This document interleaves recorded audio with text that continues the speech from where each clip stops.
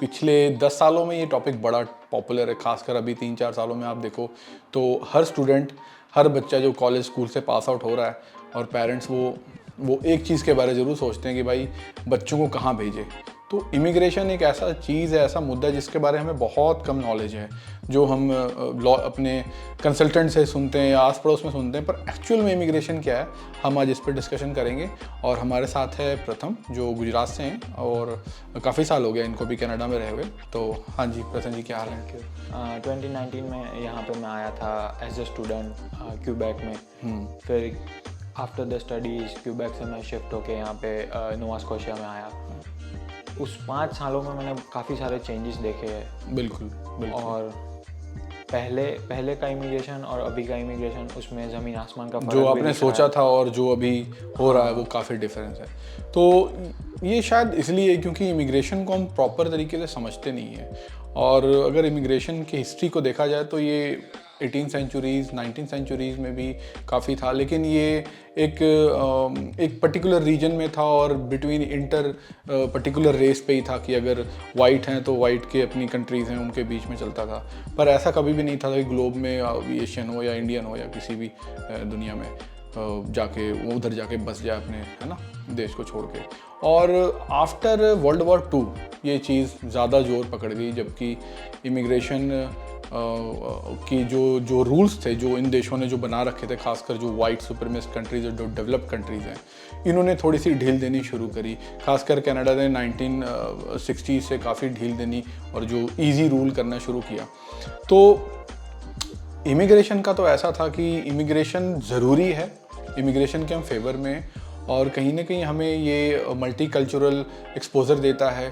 शायद ऐसा हो सकता है कि मैं अपने कल्चर से कोई अच्छी एक अलग स्किल सीख कर आ रहा हूँ और मैं दूसरे कल्चर से भी कुछ चीज़ सीखने को मिल रही है, तो एक तरह का इन्फॉर्मेशन पास ऑन होता है और वो एक सिर्फ रीजन पे बेस्ड नहीं रह गया।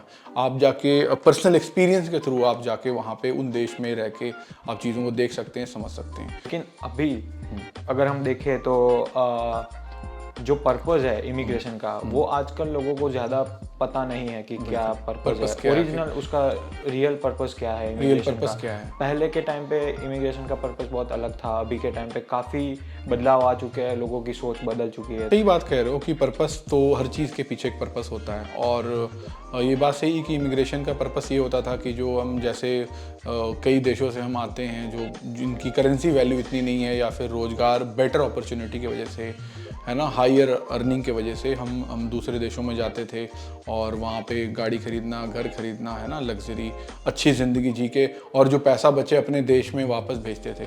तो ये एक बहुत गोल्डन सा इमेज बना हुआ था इमिग्रेशन का कि कोई भी बाहर गया है अगर आस पड़ोस के मोहल्ले से या गांव से, तो लोग बड़े इज्जत से देखते थे कि ये किस्मत वाला बंदा है, बहुत मेहनत कर रहा है अपने, है ना, सारा परिवार को छोड़ के।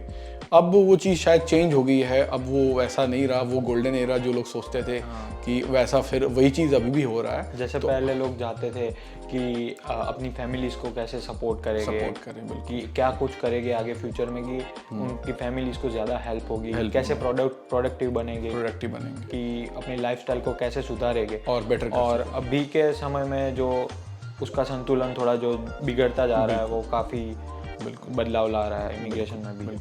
इमिग्रेशन बिल्कुल बदल गया है, अब वो बिल्कुल भी वैसा नहीं रहा। शायद हम इसलिए आज हम डिस्कशन कर रहे हैं और हमारे व्यूवर्स भी ये बात को ज़रूर समझेंगे कि इमिग्रेशन अब वैसा नहीं रहा। तो मैं अगर थोड़ा सा और पास्ट में चले जाऊँ, इससे पहले कि मैं आज का कंडीशन बताऊँ, 1960s-70s के बाद जो थोड़े से इन्होंने रूल्स हुआ क्या कि जो डेवलप्ड कंट्रीज़ हैं, है ना, कनाडा, यूएस, जो वाइट सुप्रीमिस्ट कंट्रीज़ जो एक्चुअल में कहा जाएगा, ये तो कभी भी ऐसा नहीं था कि इन्होंने हर किसी को अपने कंट्री में आने दिया, है ना। ये हमेशा रहा कि भाई कलर देख के लोगों को हम चूज़ करते थे कि भाई आप ब्राउन स्किन के हो तो हमारे पास क्या करने होगे। तो प्रॉब्लम क्या से शुरू हुई कि इनके जनरेशन में काम करने की जो बोलते हैं ना कि यार इंडियन हर काम कर लेता है, आप किसी भी तरह काम लगा, हार्ड वर्किंग है, तो शायद कहीं ना कहीं इनके पास पॉपुलेशन इतनी यंग नहीं है ना। एक तो इनकी ओल्ड एज होती पॉपुलेशन है, दूसरा जो न्यू जनरेशन थी वो इतना हार्ड वर्किंग नहीं है, तो आखिर किसी ने तो वो गैप को फिल करना था। तो इन्होंने बड़ा अच्छे से धीरे धीरे इस चीज़ को स्ट्रक्चर किया। और कैसे स्ट्रक्चर किया, तो ये सवाल मुझे लगता है इनके पास था कि अगर हम ऐसे लोगों को आने दें, हमने सब कुछ बॉर्डर्स खोल दें, और बॉर्डर्स तो नहीं, मतलब हम अगर लोगों को इनवाइट करें किसी भी स्ट्रीम में, जैसे कि स्किल्ड लोग हैं, स्किल्ड में हो गया, उनको कैसे वो अट्रैक्ट करें अपनी अट्रैक्ट तरफ। करें। तो इन्होंने फिर वहाँ पे क्या किया, बड़े समझदारी से इन्होंने सोचा कि भाई देखो, अगर हम ऐसे बुला लेंगे तो हो सकता है कि इंडिया में जो लड़का आ रहा है वो बहुत ज़्यादा हाईली एजुकेटेड हो या फिर बहुत ज़्यादा हाईली एक्सपीरियंस्ड हो, तो ऐसा ना हो कि वो लोग आए दूसरे देशों से और हमारे सर पे आके मैनेजर लग जाएं, हमारे बॉस बन जाएं, तो ये तो बड़ा गड़बड़ हो जाएगा। इन्होंने बड़े चालाकी से क्या किया कि भाई पहला तो आपको एजुकेशन जो है आप अपनी कंट्री में लेकर आते हो, जो खासकर जो हमारे देश हैं जो इधर के एशिया में और साउथ ईस्ट एशिया में, उसके एजुकेशन को वो कंसीडर नहीं करते। चलो आपने असेसमेंट करवा भी लिया, अगर कंसीडर कर भी लिया, तो आप जब जॉब रियलिटी में जब जॉब लेने जाओगे तो वो इतनी उसकी मान्यता नहीं मिलती, फिर भी बोलते हैं कैनेडियन एजुकेशन को हम प्रेफर करते हैं। ठीक है, दूसरी बात होगी कि आपका एक्सपीरियंस, मान लो आपने वो इंडिया में कितना भी काम किया हो, तो उस चीज़ को भी कंसीडर नहीं करते यहाँ पे। तो रास्ता तो बंद कर दिया, बुला तो रहे हैं लोगों को, तो उन्होंने रास्ता बंद कर दिया। रास्ता खुला क्या, एजुकेशन का। अब एजुकेशन में इन्होंने बड़े स्मार्टली तरीके से, देखो वैसे तो कनाडा कंट्री इक्वालिटी की बात करती है ना, और दुनिया में बड़ा इनका एक अलग इमेज बना हुआ है कि भाई सबके लिए बराबर है, हर किसी को हक बराबर मिलता है यहाँ पे। लेकिन अब एजुकेशन में देख लो कि जो कैनेडियन है, अगर एक सेमेस्टर कॉलेज में वो फीस दे रहा है, वो $2,500 से $3,000 होगा, और उसी जगह पे अगर आप किसी इंटरनेशनल स्टूडेंट्स को निकाल लो तो बेचारा 8 से 9,000, 10,000, 12,000 तक फीस उसी कॉलेज में वो पे कर रहा होगा। तो कितनी बड़ी डिस्पैरिटी है। तो 5-6 गुना पैसा लेने की क्या ज़रूरत है? आखिर आप लोगों को अपने इकोनॉमी में बुलाना चाहते हो, सच बात ये है कि ये बुलाना चाहते हैं, ये फील ऐसा करवाते हैं कि लगता है कि हमें ज़रूरत है और उस हिसाब से, पैसे के हिसाब से ना तो उनकी स्टडीज़ ना तो स्टडीज़ है, बिल्कुल। तो इन्होंने फिर स्टडी की तरफ लोगों को कर दिया, स्टडी में फिर वहाँ पे निचोड़ने लगे पैसा, कि भाई पैसा लेकर आओ पहले तो हमारे पास, तब हम एंटर करने देंगे। चलो पैसा लेकर आ भी गया, तो ये बड़ा इन्होंने सिस्टमैटिक बड़ा ध्यान रखा हुआ है कि कोर्सेज वही बना के रखे हुए इन्होंने कॉलेजेस के, जो कोर्सेज को पढ़ के बच्चे जो इमिग्रेंट होंगे, जो इंटरनेशनल स्टूडेंट्स को हर कोर्स में इनरोल नहीं करते। अब जैसे टेक्निकल कोर्सेज हो गया, मेडिकल फील्ड के कोर्सेज हो गए, जो डिमांडिंग कोर्सेज हैं आज के डेट में, उनमें जल्दी इनरोलमेंट नहीं मिलती। अगर पीएचडी हो गया, पीएचडी होगी, बिल्कुल मास्टर्स हो गया, मेडिकल में आप लगा लो, बीटेक में लगा लो, तो उसमें अगर इनरोल करेंगे भी तो लिमिटेड सीट्स होती है। तो आपके लिए बचता हो मैनेजमेंट के कोर्सेज, जो बहुत दुनिया जहाँ के कोर्सेज हैं, जहाँ आप पढ़ के मेन स्ट्रीम जॉब बोलते हैं ना, वाइट कॉलर जॉब जिसमें आपको अच्छा पैकेज मिले, वहाँ आप आ नहीं पाओगे। तो एक तरह से पूरी कोशिश है कि लोग आए बाहर से, पैसा लेकर आए, हमारे यहाँ काम करें। लेकिन अब क्या है ना कि चलो बच्चा स्टूडेंट आ गया, उसने 2 साल 3 साल पढ़ाई करनी है, उसके बाद उनको पीआर तो मिलता नहीं, उनको 2-2.5 साल फिर पीआर के लिए अलग अलग प्रोविंसेस में मिनिमम वेज पे काम करना पड़ता है। ठीक है ना, जब तक वो खुद से कुछ वो ना हो जाए, पीआर की बेनिफिट्स ना उठा सके, कॉल की अच्छा कोई और कोर्स कर ले, उसको एक्सटेंड कर ले। तो एक पूरा एक तरह का स्कैम डिज़ाइन किया हुआ बड़े प्यारे तरीके से कि इमिग्रेशन को, एक इमिग्रेंट को ऐसा लगे कि एक तो उस पर एहसान किया जा रहा है, उसको ऐसा फील करवाया जाता है ना, और वो वाकई में ऐसे सोचता है। हम सभी यही सोचते हैं कि हम पे बड़ा एहसान किया गया, पर ये ऐसा बिल्कुल भी नहीं है। आप पे कोई एहसान नहीं किया गया, ये रियलिटी है कि आपकी इनको बहुत ज़रूरत है। इनको सब पता है कि आप एजुकेशन फील्ड से आओगे, इनको सब पता है कि आप पैसे दे के यहाँ पीआर लेने के लिए आ रहे हो, पढ़ाई करोगे उसके बाद पीआर लोगे, उनको सब पता है। ये बिल्कुल ये बातें ना जो लोग बोलते हैं कि स्टूडेंट ने जी तो लिखा था अपनी कॉन्फेशन में एनरोलमेंट लेटर के इनरोलमेंट से पहले कि जी हमने तो वापस जाना है। अरे कौन वापस जाना चाहता है? कंट्री के पास कोई आएगा ही नहीं फिर ना, क्यों आएगा कोई यहाँ रहने? जब तक वो अपना फ्यूचर नहीं देखता अगर इन देशों में कि वो 10 साल 20 साल अगर प्रॉफिट नहीं कमा सकता तो क्यों आएगा? तो हम ये देख रहे हैं कि कैसे इधर 10-20 सालों में इमिग्रेशन का जो बिल्कुल हाई पीक था, है ना, और कैसे यहाँ पे पॉलिसीज चेंज होते जा रही है, ट्रांसफॉर्मेशन आई। या पहले था नहीं, धीरे धीरे खोला इन्होंने, फिर अपने रूल्स के हिसाब से खोला और उससे बेनिफिट लिया इमिग्रेशन से। तो इमिग्रेशन का बहुत वो जो 10 सालों में, जो पिछले 10-12 सालों में जितने चेंजेस आए हैं, हाँ। वो चेंजेस काफ़ी अच्छे भी थे, खराब भी थे, बिल्कुल। और उसी की वजह से आप अभी के टाइम पे इमिग्रेशन थोड़ा फ्लक्चुएट हो रहा है। फ्लक्चुएट उसका वन ऑफ द रीज़न वही है कि ज़्यादा अमाउंट में उनकी पॉलिसीज चेंज हुई। तो ये तो क्लियर हो गया कि इमिग्रेशन तो जी एक पूरा एक बहुत अच्छा प्लान डिज़ाइंड एक तरह का स्कैम है। और तो उसमें कोई आपके लिए कुछ अलग से नहीं किया जा रहा, आप बहुत कुछ कर रहे हो, ठीक है, अपना लाइफ दे रहे हो, टाइम दे रहे हो, अपना पैसा दे रहे हो, सब कुछ दे रहे हो, मेहनत कर रहे हो और आप दूसरे देश की इकॉनमी को सपोर्ट कर रहे हो। चलो वो तो रही बात जो अभी है, पर आज का सिचुएशन अगर हम देखें तो प्रथम ये आपको तो अच्छे से पता है आज का सिचुएशन। अभी की सिचुएशन में जो पिछले 3-4 सालों में यहाँ पे जो भीड़ इकट्ठा हुई है स्टूडेंट्स के लिए, खास करके घर ढूंढ पाना, उनको अपने स्टडी वीज़ा के बेसिस पे अपनी इनकम शो करना, पार्ट टाइम जॉब्स लेना, मिनिमम वेज पे भी अभी जिस तरह से काम नहीं मिल रहा है वो स्ट्रगल करके उनको बैकअप करके वापस जॉब पे जाना मुश्किल हो गया, बहुत मुश्किल हो रहा है, मुश्किल हो रहा है। तो क्योंकि अचानक से इतनी जो भीड़ आई ना, जो लॉकडाउन के बाद काफ़ी लोगों को इन्होंने वीज़ा दिया जो बैकलॉग में था, तो उसके बाद जो अचानक से एक जो शहर, अब कनाडा को लोग ऐसा समझते हैं कि इकॉनमी की यहाँ पे जी बहुत डेवलपमेंट हो रही है, डेवलप्ड कंट्री है, तो यहाँ इतनी डेवलपमेंट नहीं हो रही है, ठीक है ना। आपको ऐसा नहीं है कि आज 2 साल बाद ये सड़क इतनी और उसके बाद चौड़ी हो गई और मकान रातों रात 3-4 मंजिला बन गया, ऐसा सिस्टम नहीं है यहाँ पे। तो उसकी वजह से क्या हो गया कि भाई हाउसिंग क्राइसिस होगी, है ना। अब हाउसिंग क्राइसिस के लिए डिमांड भी बड़ा इनका बढ़ गया है। पहले तो ये 2,500-2,500 की इनकम पे देते थे, जो कि बेसिक इनकम है, कोई भी स्टूडेंट आ जाए। आज डेट में $6,000-7,000 का आप इनकम शो करोगे तो जाके आपको, क्योंकि रेंट महंगा हो गया ना, तो 3 गुना इनकम मांगते हैं उससे। अब जिसकी 2,500 इनकम ही है तो वो 2,500 रेंट कहाँ से देगा। तो बोलते हैं कि आपकी 6-7 हज़ार इनकम हो तो आपको हम ये फ्लैट देंगे रेंट पे, है ना। तो ये एक बड़ी प्रॉब्लम है। अब आज के डेट में जॉब्स नहीं है, मिनिमम वेज पे भी जॉब नहीं है, कैश तो जॉब छोड़ ही दो, तो कहाँ से पैसा कमाओगे आप। उसी से याद आया एक एग्जांपल कि अभी रिसेंटली मेरा खुद का एक फ्रेंड है, one of my best friends आप कह सकते हो, कि वो जब यहाँ पे आया कनाडा में फर्स्ट टाइम, वो अपनी रेंटल प्रॉपर्टी घर ढूंढ रहा था अपने लिए। तो उसने काफ़ी स्ट्रगल किया, उसको घर 2 से ढाई महीने तक वो एयरबीएनबी में रहा, उसके बावजूद उसको घर नहीं मिला। फिर कहीं ना कहीं अपने रिलेटिव्स के साथ उसने बातचीत करी, कहीं ना कहीं से टिकड़म करके उसको फाइनली कहीं मिला। और वो भी अभी सिचुएशन ऐसी है कि अभी कहीं और उसको और ढूंढना पड़ रहा है, हाँ, क्योंकि स्टेबल नहीं हो मैच नहीं हो रहा है उसके जॉब की, फिर जॉब के साथ अब घर भी मिल गया तो फिर आसपास में जॉब नहीं होगी, दूर होगा, तो वो भी एक अलग झमेला। यहाँ चीज़ें यहाँ पे मौसम का पता ही है, मौसम यहाँ तो भाई अचानक से बर्फ पड़ जाएगी, इतनी बर्फ पड़ेगी, हवा चलेगी तो तूफान। अटलांटिक ओशन के पास हमारा प्रोविंस, हम नोवा स्कोशिया में रहते हैं, हमारे व्यूअर्स को पता नहीं होगा, तो यहाँ पे चारों तरफ से ये अटलांटिक महासागर से घिरा हुआ है। तो यहाँ का मिजाज जो है ना मौसम का, उसका कोई गारंटी नहीं है। एक ही दिन में धूप भी पड़ जाएगी, बर्फ भी गिर जाएगा, बारिश भी हो जाएगी और तेज हवाएं भी चलेगी। तो मतलब मैंने खुद ही 2 साल में ऐसा मौसम चेंज मैंने देखा नहीं, कि फ्लड भी देख लिया, फॉरेस्ट फायर भी देख लिया, साइक्लोन भी देख लिया, तो मुझे लगता है बचा क्या देखने के लिए।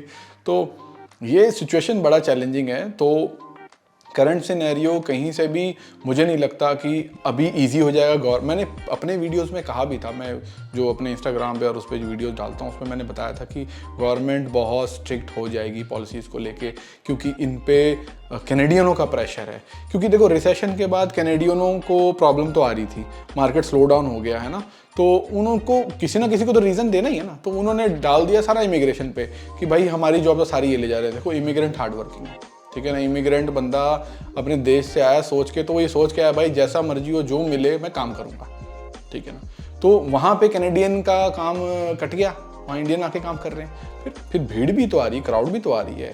तो कहीं ना कहीं लोगों में एक गुस्सा है कैनेडियनों में, और वो किसी से पर्सनल नहीं है, कोई मेरे साथ पर्सनल नहीं, वो मेरे साथ हंसते बोलते बात करते अपनी तकलीफें जाहिर करते हैं।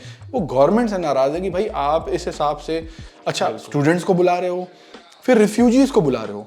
अब जिस देश की अपनी इकॉनमी में इतनी प्रॉब्लम है, जहाँ पे खुद कैनेडियन टेंटों में रह रहे हैं बाहर सड़कों पे, है ना, बर्फ़ में रह रहे हैं -15 -30 डिग्री में, वहाँ पे आप बाहर से लोगों को बुला रहे हो। ज़रूरी है आप सेवा करो, बट अपने भी तो देखो स्टेटस क्या है। हाँ, और जो इतनी सारी कंट्रीज है बाहर की, उनको भी देखो कि जो इतनी डेवलप्ड होकर भी उनको सब ज़्यादा वो नहीं कर रहे। और अमेरिका को देख लो, कहाँ सपोर्ट कर रहे हैं, उन्होंने तो लंबी लंबी दीवारें खड़ी कर दी। तो अमेरिका का तो अलग ही मिजाज चल रहा है। तो इस वजह से नाराज़गी है। तो गवर्नमेंट पे प्रेशर था, करंट गवर्नमेंट पे, कि कैसे लोगों को, क्योंकि वो आना नहीं चाहते इलेक्शन, तो उन्होंने दिखाने के लिए स्टेप्स लेना था, काफ़ी स्टेप्स ले लिए। अब 2025 में इलेक्शन है, अब मुझे लगता है 25 के इलेक्शन में गवर्नमेंट शायद चेंज हो जाए, और तब तक और भी रूल्स चेंज होंगे। अब तो देखो स्टूडेंट वीज़ा स्ट्रिक्ट कर दिया, कैपिंग कर दी, ठीक है ना। पीआर के लिए तो ऐसा हल हो गया है कि स्टूडेंट ऐसे अचानक से एक प्रोविंस को भागते हैं मैप में, उधर पहुंचते हैं, वहाँ पे पहुंचते पहुंचते 1 महीने बाद चलता है कि बंद हो गया वहाँ का पीआर, उन्होंने बंद कर दिया उस प्रोविंस में, फिर तीसरे ऐसे चल रहा है। और ऐसे ऐसे पॉलिसीज चेंज हो रहे हैं ओवरनाइट की, जो बंदा बिल्कुल अनप्रिपेयर्ड था कि भाई मेरी वर्क परमिट तो पड़ी है अभी, है ना, मैं फिर एक्सटेंड करा लूंगा, 3 महीने की पड़ी है, अब अचानक से गवर्नमेंट ने ऐसा बोल दिया कि वर्क परमिट नहीं एक्सटेंड होगा। वर्क परमिट तो होगा ही नहीं, और अब वो 3 महीने में क्या करेगा। और तो प्रोविंशियल नॉमिनी भी बंद कर दिया सारे स्टेट्स ने। तो 2 नंबर मार्केट ऐसा खुला हुआ आज के डेट में, 2 नंबर मार्केट मतलब जहां पैसा दो और काम कराओ का मार्केट ऐसा चल रहा है, और बेहिसाब रेट, मुंह खोल के दलाल पैसा मांगते हैं कि जी, और स्कैम्स भी बढ़ रहे हैं, स्कैम्स बेहिसाब बढ़ रहे हैं। इससे कोई भला नहीं हो रहा इमिग्रेशन का, इमिग्रेंट्स का खास करके। पर कहीं ना कहीं इनको जस्टिफाई करना था कैनेडियनों को कि भाई हम कुछ कर रहे हैं, तो इन्होंने दिखाया। लेकिन अब सवाल ये होता है कि नेक्स्ट इलेक्शन में अगर गवर्नमेंट चेंज हो गई, तो जो न्यू गवर्नमेंट आएगी वो ज़रूर और स्टेप्स लेगी। तो ये कहीं से ना सुखद स्टेटस अभी है और ना आने वाले टाइम पे होने वाला है। चलो एक तरह से हमारे लिए अच्छा है, जो लोग पहले से आ चुके हैं या जिनका पीआर होने वाला है, या जो बिल्कुल ऑलमोस्ट सही चल रहे हैं अपने प्लानिंग पे, पीएनपी लग चुकी है ना, किसी न किसी प्रोग्राम में क्वालिफाई कर रहे हैं, चलो उनके लिए ठीक है। लेकिन उनके लिए वाकई में अच्छा है, क्योंकि उनको आगे कंपटीशन नहीं मिलेगा। क्योंकि प्रॉब्लम वही आई ना, अचानक से 10 लोग बाहर खड़े हो गए। तो अब मेरी एक फ्रेंड है, वो सरी में रहती थी, मैं नाम नहीं बताऊंगा, वो सरी से कैनेडियन टायर में काम करती थी। कैनेडियन टायर कनाडा का टॉप कंपनी में से, काफ़ी लंबे चौड़े एम्प्लॉयज़ हैं, पूरा सेंट्रलाइज्ड है। अब उसने वहाँ से ट्रांसफ़र लिया कैनेडियन टायर में ही, यहाँ पे इस प्रोविंस में, हैलिफैक्स में। अब वहाँ पे कस्टमर सर्विस में वो $28 कमा रही थी, वहाँ पे इतना वेज मिल रहा था उसको। यहाँ पर वो मिनिमम वेज से $2, मतलब $17-18 मिल रहा है, $17 से $18, मतलब $10 का डिफरेंस। क्योंकि उसको अब मजबूरी थी, क्योंकि भाई वहाँ पीआर नहीं मिल रही। तो सोचो कितनी डिस्पैरिटी है, यहाँ पर उसको मिनिमम वेज पे काम करना पड़ रहा है। किस लिए? क्योंकि लोग ही सारे खड़े हैं इतने ना। तो हमारे लिए मुश्किल होगी कि भाई हम तो, एक तो जॉब नहीं मिल रही, तो मैनेजर बोलता है काम करो, नहीं तो भाई तो हम बाहर बंदे खड़े हैं, और करो तो मिनिमम वेज में करो। तो पूरा एटीट्यूड चेंज हो गया है। तो ये जो सफरिंग है फिलहाल, ये थोड़ा बेटर हो जाएगा, ये इम्प्रूव हो जाएगा, ये चीज़ें ठीक हो जाएंगी। लेकिन जो न्यू स्टूडेंट्स आ रहे हैं या जो न्यू स्टूडेंट्स आ चुके हैं, उनके लिए तो भाई बेस्ट ऑफ लक है, उनको भगवान ही भरोसे वाला हाल है उनका। फ्यूचर के जो एक्सपेक्ट्स है जो इमिग्रेशन के, कि आगे जाके स्टूडेंट्स के लिए क्या होगा, जो रिसेशन है वो कम होगा कि नहीं होगा, वो सारे बहुत सारे चैलेंजेस हैं बिल्कुल। फ्यूचर एस्पेक्ट्स ऐसे हैं कि बहुत डामाडोल दिख रहा है मुझे। मैं एक चीज़ और श्योर हूँ कि अभी ये चीज़ जल्दी नहीं ठीक होने वाली, खासकर कनाडा में, क्योंकि यहाँ का पॉलिटिकल सिचुएशन भी अलग है। और किसी जगह पे तो अलग सिचुएशन है, कनाडा का तो थोड़ा बोलते हैं ना सोने पे सुहागे वाला हाल है ना। एक तो पॉलिटिकल सिचुएशन ऐसा है, लोग नाराज़ हैं यहाँ पे इमिग्रेशन से, पॉलिसी। अच्छा, इनके जो अभी बयान दे रहे हैं ये, जो कि इमिग्रेशन मिनिस्टर की, हमने इतने टारगेट रखे हुए, तो जो टारगेट है वो ऑलमोस्ट जो स्टूडेंट्स अभी आए पड़े हैं देश में, मान लो 100 हैं, उसका 1/4 टारगेट है परमानेंट रेसिडेंसी का। तो कैसे कंप्लीट करेंगे? बाकी 75 कहाँ जाएंगे? 100 में 25 लोग तो पीआर हो जाएंगे, बाकी 75 तो बहुत स्ट्रगल होने वाली है आने वाले टाइम पे, बहुत चैलेंजिंग है। और तो और ये सारी चीज़ों को ध्यान में रख के अभी आने वाले टाइम पे जो भी पेरेंट्स है, जो भी स्टूडेंट्स है, जो भी बच्चे जो बाहर अपने अपने देश में, अपनी अपनी कंट्रीज में हैं, उनके लिए टेक अवेज होगा कि वो क्या पॉजिटिव ले। बिल्कुल, हमारा वीडियो इसलिए बनाया हमने कि सबको इन्फॉर्मेशन जाए, जो भी हमारे व्यूअर्स देख रहे हैं, और खासकर हमारे इंडिया में जो बैठे हुए हैं, वो जो स्टूडेंट्स तैयारी कर रहे हैं, जिन्होंने 10th का एग्ज़ाम दिया है, +2 के बाद जो सोच रहे हैं, या फिर पेरेंट्स जो सोच रहे हैं कि बच्चों को कहाँ भेजा जाए बाहर, तो उनके लिए टेक अवे कि देखो जी, अभी तो इमिग्रेशन ऑल ओवर वर्ल्ड में ख़राब हुआ पड़ा है, माइग्रेशन सिस्टम। तो हर कंट्री पॉज कर रही है, इसको रोक रही है, क्योंकि डिमांड एंड सप्लाई बिगड़ गया है। इधर जो कॉर्पोरेट कंपनीज हैं, उनके पास इतनी ताकत नहीं रहेगी कि इतने लोगों को एब्जॉर्ब कर सके इकोनॉमी में, ना इतनी जॉब दे सके वो, है ना।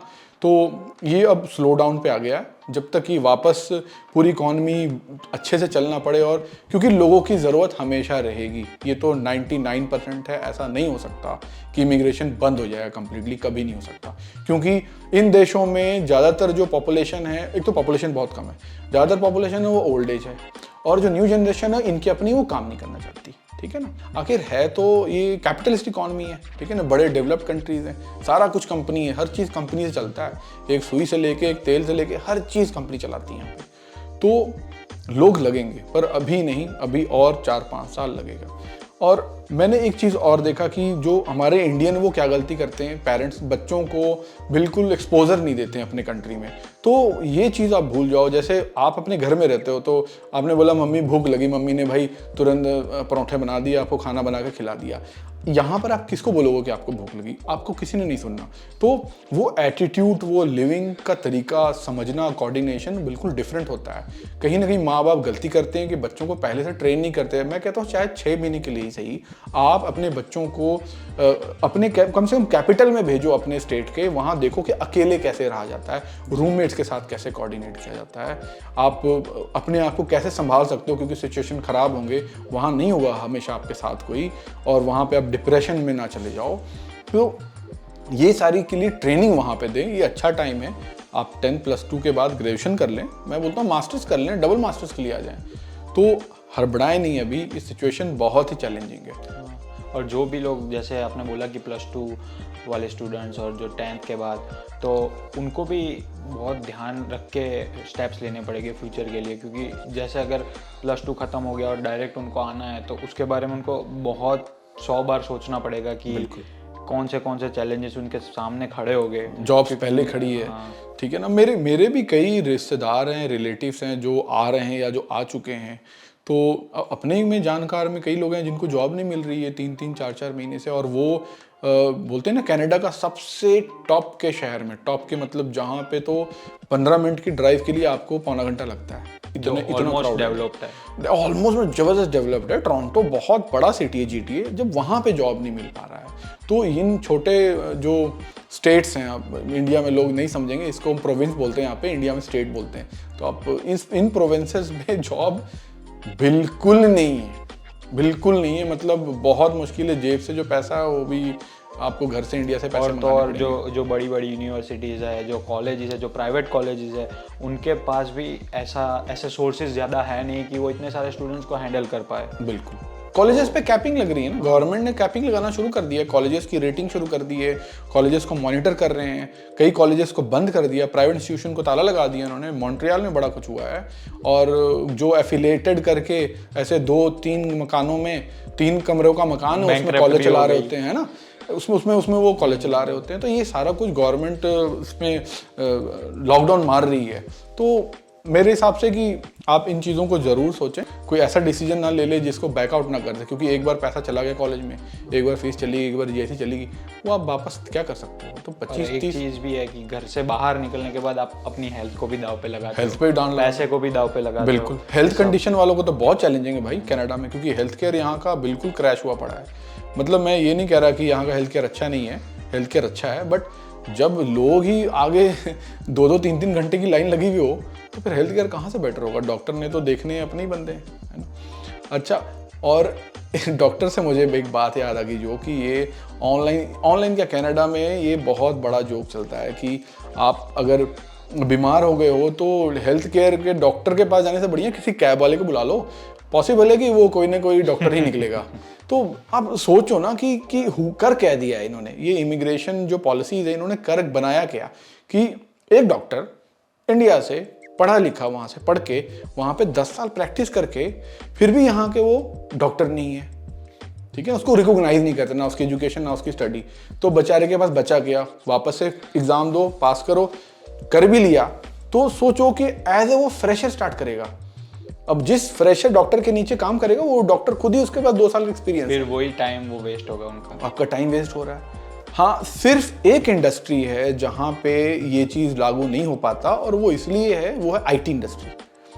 IT इंडस्ट्री में अगर आप आते हैं, किसी भी देश के कोने में चले जाओ, वर्ल्ड में कहीं चले जाओ, आपको कोई प्रॉब्लम नहीं होगी, क्योंकि इंडिया में जिस हिसाब से आईटी को पढ़ाया जाता है, जितना उसको सीरियसली पिछले 10-20 सालों में लोगों ने लिया है, जितना कंपटीशन देने वाला और किसी कंट्री में बंदा नहीं है। आप कनाडा में कंपटीशन देने वाला नहीं है। जो हमारे इमिग्रेंट आ रहे हैं जो आईटी में, तो उनको जॉब सिक्योर है, उनका पैसा सिक्योर, उनको मुंह मांगा रेट, ठीक ठाक रेट मिलता है। हाँ, बड़ी बड़ी कंपनीज उनको वर्क परमिट भी ऑफर, हाँ, वर्क परमिट ऑफर देती है। वो खुद लेकर आती हैं कंपनियां कि आप हमारे पास आओ, आपको पैसे नहीं देने होते आने के लिए। तो सिर्फ एक आईटी इंडस्ट्री छोड़ के, क्योंकि आईटी का कोई इनके पास तोड़ नहीं। वो भी व्यूअर्स हमारा वीडियो देख रहे हैं, आप सबको शायद हमारा वीडियो अच्छा लगा होगा, और हमारी कोशिश ये रहती है कि हम ऐसे डिस्कशंस को लेकर आएँ, सोशल इश्यूज़ को। हाँ, अगर आपको स्टैटिक्स और डेटा रिलेटेड वीडियो चाहिए तो वो आप गूगल कर सकते हैं, बट हमारा कोशिश ये रहता है कि हम जो अपने एक्सपीरियंस जो हम अपना शेयर करें, एक थॉट, एक अलग पर्सपेक्टिव आपको प्रोवाइड करें। और हमारे चैनल को जरूर सब्सक्राइब करिए। मिलते हैं फिर, बाय।